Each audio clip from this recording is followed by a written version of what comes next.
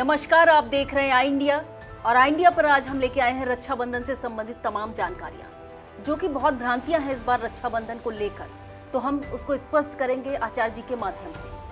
हिंदू धर्म में रक्षाबंधन का त्यौहार बहुत ही खास माना जाता है। भाई बहन के रिश्ते के प्रतीक इस पर्व पर इस साल बहनें भाइयों को कलाई पर रक्षा सूत्र कब बांधेंगी, इसे लेकर असमंजस बना हुआ है। दरअसल पंचांग के मुताबिक सावन महीने की पूर्णिमा 30 और 31 अगस्त को 2 दिन पड़ रही है और सावन महीने की पूर्णिमा को ही रक्षाबंधन पर्व मनाए जाने की परंपरा है। खासकर सावन महीने में इस नक्षत्र में रक्षाबंधन का विधान है। इस साल 2 दिन पूर्णिमा होने के साथ ही भद्रा का भी प्रभाव बताया जा रहा है। आचार्यगणों के मुताबिक भद्रा के समय रक्षाबंधन करना शुभ नहीं होता है। ऐसे में रक्षाबंधन का शुभ मुहूर्त किस तारीख और कितने बजे से लगेगा, शुभ क्या रहेगा, इसकी जानकारी के लिए आई इंडिया के स्टूडियो में मौजूद हैं हमारे साथ आचार्य राकेश शास्त्री जी। आचार्य जी राधे राधे। राधे राधे। आचार्य जी, हम जानना चाहेंगे और आई इंडिया के दर्शक भी जानना चाहेंगे आपकी रक्षाबंधन का पर्व किस दिन मनाया जाएगा और बहनें भाइयों की कलाई पर किस शुभ मुहूर्त में राखी बांधेंगी। जी, जैसा कि विश्व पंचांग में विदित किया गया है, श्रावण मास वर्ष पर्यंत जो भी चल रहा है, अधिक मास के बाद शुद्ध श्रावण और 30 अगस्त दिन बुधवार को पूर्णिमा का व्रत भी लिखा गया है। किंतु भद्रा होने के कारण, दिन में भद्रा रहने के कारण रात्रि 8:58 के बाद से रक्षाबंधन का मुहूर्त बतलाया गया है कि उसके पर्यंत रक्षाबंधन का कार्य किया जा सकता है भद्रा के उपरांत, और 31 तारीख की सुबह 8:11 तक इस मध्य में ही रक्षाबंधन करना उचित है, शास्त्र सम्मत। तो रात के 8:31 से लेकर सुबह 8:11 तक रक्षाबंधन का पर्व मनाया जाएगा। जी। तो रात में क्या ये रक्षा सूत्र बांधना उपयुक्त रहेगा आचार्य जी? त्याज भी नहीं किया गया है। त्याज भी नहीं। पूजन करके गणेश जी को स्पर्श करा करके, हाँ जी, और उसके बाद में ऐसा कृत्य कर सकते हैं। जी। या जो लोग नहीं कर पा रहे हैं रात्रि में, हाँ, या जिनके भाई या बहनें बाहर हैं, आने में समय लगेगा, या उनको उस दिन का अवकाश नहीं मिल पा रहा है, तो वो 31 तारीख को रक्षाबंधन करें। संभव हो तो प्रातः में ही करें, 8:11 के पहले करें। यदि मानते हैं कि किसी कारणवश समय में विलंब हुआ तो एक विकल्प है, कहते हैं गणेश पूजन करके समस्त प्रकार के दोषों की शांति के लिए गणेश जी का स्मरण करके हम रक्षाबंधन का कार्य करेंगे। उसका विधान क्या है, तो कहते हैं सर्वप्रथम गणेश भगवान को रोली अक्षत का टीका लगाएं और जो भाई को राखी बांधनी है वो राखी गणेश जी को पहले अर्पित करें। फिर जब भाई उपस्थित हों तो पुनः भाई को टीका करके वही राखी अपने भाई को उनकी दीर्घ आयु के लिए और अपने वर्ष पर्यंत रक्षा के प्रण के लिए उनकी कलाई पर रक्षा सूत्र बांधे। अच्छा, मुहूर्त में ये राखी गणेश जी को अर्पित करके आप फिर उसके बाद पूरे दिन राखी बांध सकते हैं? जी, ऐसा संभव है। ये बहुत अच्छी जानकारी दी आचार्य जी ने कि हम किसी भी समय रक्षा सूत्र बांध सकते हैं अपने भाई को लंबी आयु के लिए, कि बस केवल 8:11 तक राखी का पूजन हम गणेश जी को करके और उसी विधि से जैसे हम भाई को चढ़ाते हैं सब चीज, है ना आचार्य जी? ठीक बात। और उसी विधि से फिर हम भाई को पूरा दिन राखी बांध सकते हैं। बहुत सुंदर जानकारी दी आचार्य जी। तो आचार्य जी ये बताएं कि इस साल रक्षाबंधन मनाने का किस दिन और कितने बजे से मुहूर्त रहेगा, ये तो आपने जानकारी दे दी।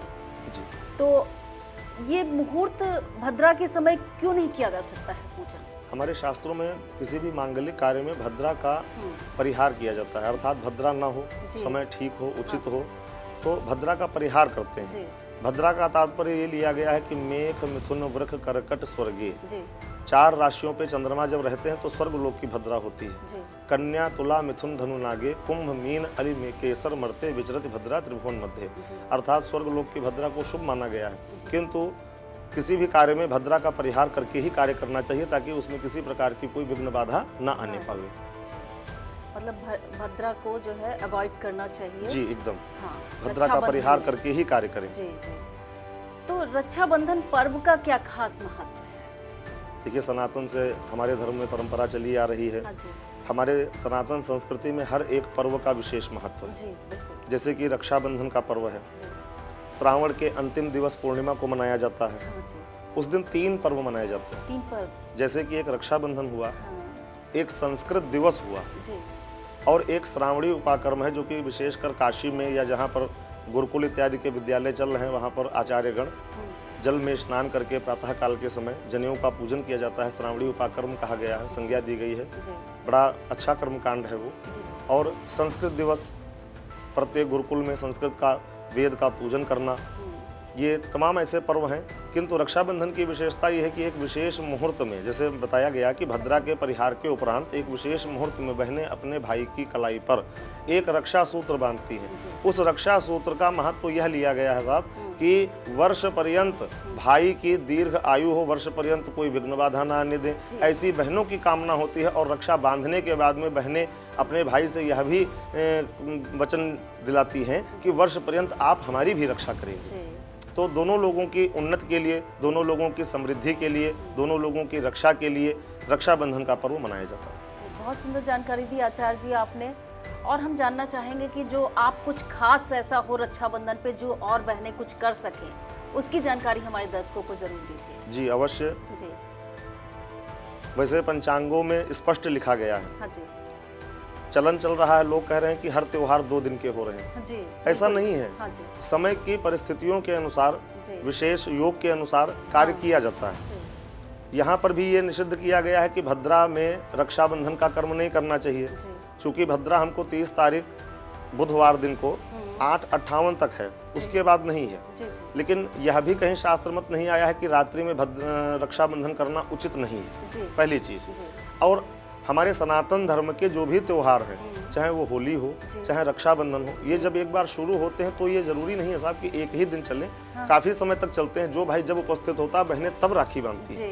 तो समझने वाली बात यह है कि विशेष मुहूर्त जो हमको मिल रहा है 30 तारीख को 8:58 से रात्रि में लेकर के और 31 तारीख की सुबह 8:11 तक, उस बीच अगर जो भाई उपस्थित नहीं है या बहन उपस्थित नहीं है, तो भाई या बहन को करना क्या है कि बहनें अपने राखी का पूजन कर लें, गणेश भगवान को अर्पित कर दें।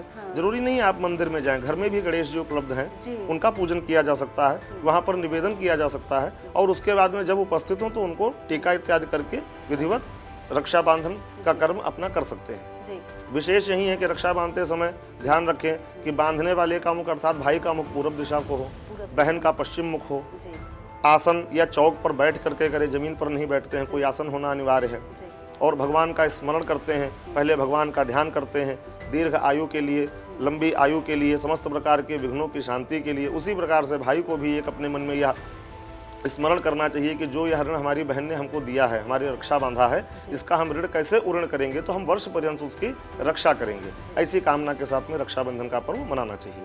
बहुत सुंदर जानकारी दी आचार्य जी आपने। एक बात और जानना चाहेंगे कि जैसे प्रचलन है और चलन भी है, कह लीजिए कि व्रत रह के लोग राखी बांधते हैं, है ना, मेरे उसमें धर्म में जी सरल बात है। हाँ, तो यहाँ पर भी एक बात ये कही गई, जानना चाहेंगे कि जैसे रात्रि में लग रहा है, आपने बताया 8:51 से, तो क्या रात्रि में व्रत का क्या प्रावधान रहेगा? नहीं, रात में व्रत का प्रावधान ये रहता है कि जो रह सकते हैं। हाँ, तो धर्म में यह कहीं नहीं लिखा है कि अनिवार्य ही है। जी जी, अच्छा। पहली चीज ये। दूसरी चीज ये है कि एक विधान ये भी आया गया है कि जैसे मान लीजिए कोई भी पूजन पाठ होता है, हाँ जी, तो कहते हैं कि हमको व्रत रहना है कि फलाहार रहना है कि निराहार। तो पहली चीज तो ये समझ लें कि निराहार रह करके कोई कर्म नहीं होता है।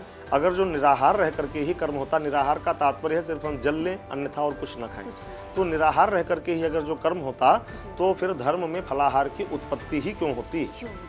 तो फलाहार का तात्पर्य यह है कि आप अन्न छोड़ करके सब कुछ खा सकते हैं। किंतु रक्षाबंधन का पर्व एक ऐसा है कि अगर जो हमको रात्रि में मिल रहा है तो आवश्यक नहीं है कि हम व्रत रहें। ये जिसकी इच्छा है कि नहीं भाई हम व्रत रह करके ही कर्म करेंगे, बहुत अच्छा है, बहुत सुंदर बात है, तो वो 31 तारीख की सुबह अपना व्रत रह करके उस समय कार्य करें। अन्यथा जिनको विलंब है या भाई देरी से पहुंच रहे हैं या हमको कोई दवाई इत्यादि लेनी है, नहीं अन्न खा रहे हैं, तो अपना सूक्ष्म जलपान जैसे कि फलाहार, अन्न ना हो, अन्न का त्याग करें, जलपान करें।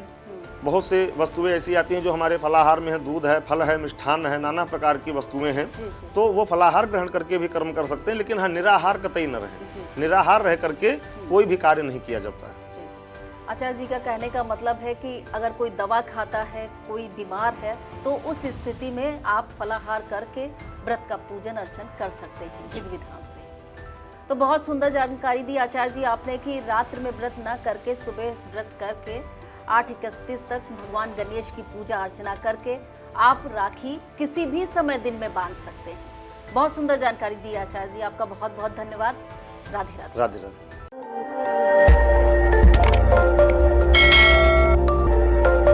खबर आपकी, नजर हमारी। देखते रहिए आई इंडिया।